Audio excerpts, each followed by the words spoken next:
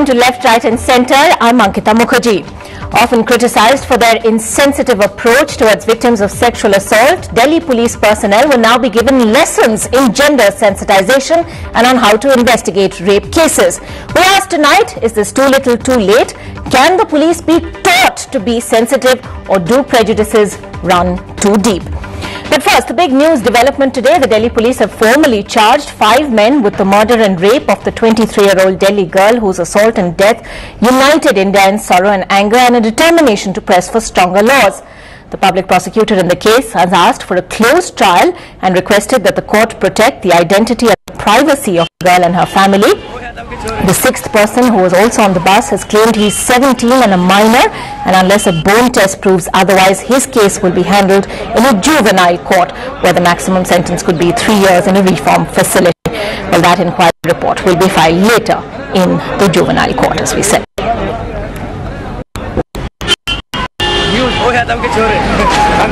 It appears that the police showed up late at the district court in Saket in South Delhi with its charge sheet. Tanima joining us with the latest on that. Tanima, the Delhi police not really doing itself too many favours by showing up late in a case that has been under so much scrutiny.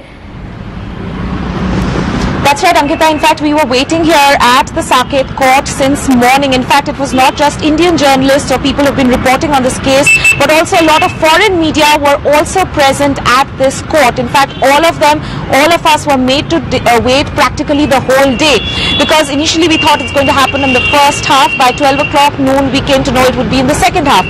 But the police did not even show up till 5 o'clock, because that was the time that was given to appear in front of the Metropolitan Magistrates Court, where the charge sheet was to be filed. Since they got delayed, it was pushed to the Duty Magistrates Court, who stays back late and hears special cases. So that is where the charge sheet was filed. But technically, it has only been filed today. It has still got to be moved at the concerned court, which is the Metropolitan Magistrates Court, which is now going to happen day after tomorrow on the 5th. And then it would be transferred to the Special Fast Track Court, which we saw was inaugurated here by the Chief Justice of India yesterday.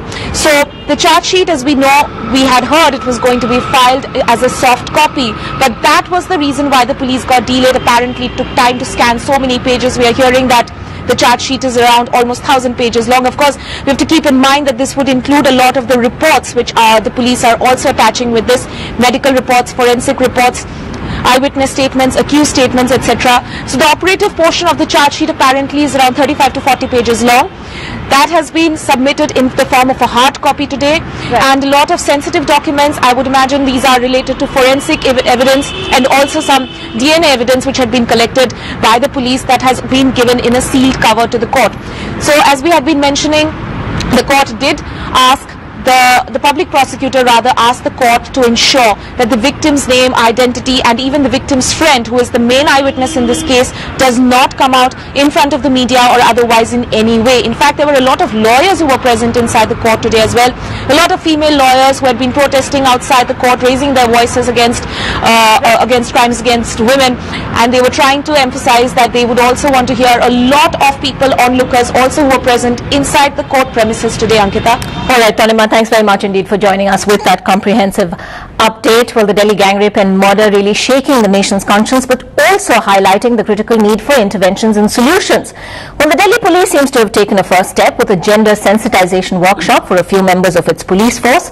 But are prejudices within the force, particularly when it comes to dealing with crimes against women, just far too deeply ingrained? And is this going to end up being another token gesture? Alok Pandey has that story. Police station in central Delhi that also doubles up as a training center for the Delhi police. A gender sensitization workshop has been on over the last 2 days. In attendance are 40 cops who work on the ground level in police stations like this one, and who deal regularly with crimes against women, including sexual harassment, molestation and rape. The workshop comes in the backdrop of renewed criticism of the Delhi police after the city's gang rape case, of how the first impediment for a woman in registering a case related to a sexual offence at a police station are the cops themselves. The situation best exemplified by a sting operation done by the magazine Tehelka in 2012, exposing the shocking views of cops in Delhi and the National Capital Region on rape. Activists have long complained that India's largely male police force is not sensitive in handling sexual crimes related to women and does not investigate them properly.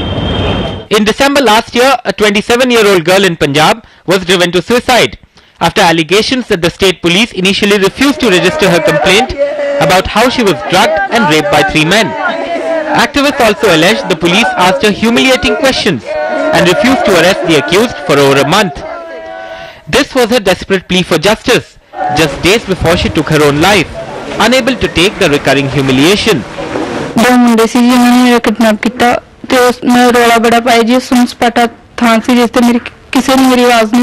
Person is seen and perceived as person who has done something wrong to get beaten up, to get harassed, to do.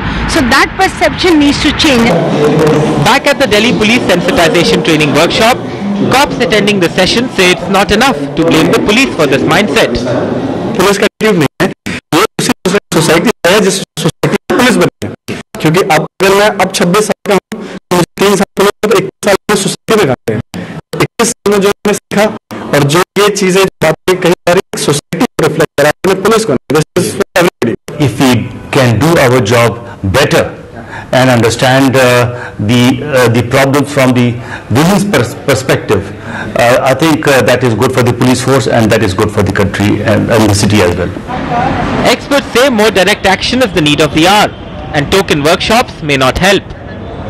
We should have a social welfare police, and the personnel for this social welfare police should be drawn from amongst the graduates who pass out of who take social welfare degrees. A few hours ago, the Home Ministry ordered the appointment of 2 women sub-inspectors and 7 women constables in all Delhi police stations. On Friday, a meeting of the chiefs of police from all states in India is being held in Delhi. One of the items on the agenda is the sensitization of the police force towards crime against women. But going by the examples on the ground, it seems much more needs to be done before any change for the better will happen. In New Delhi with Sudhir Ranjan Sen, Alok Pandey, NDTV. We're asking tonight, can the police be taught to be sensitive? Joining us on that discussion tonight, Shoma Chaudhary, managing editor of Tehelka, which conducted that hidden camera investigation on policemen in the National Capital Region, which exposed horrific prejudices to women and in particular rape survivors. Also with us tonight, Pawan Verma, author and diplomat, Ved Marwa, former Commissioner of Police Delhi, Nandita Rao, lawyer and activist, and also the former Police Commissioner of Mumbai, M.N. Singh. Ved Marwa, let me begin with you. Even before we get to the issue of sensitization, when there's so much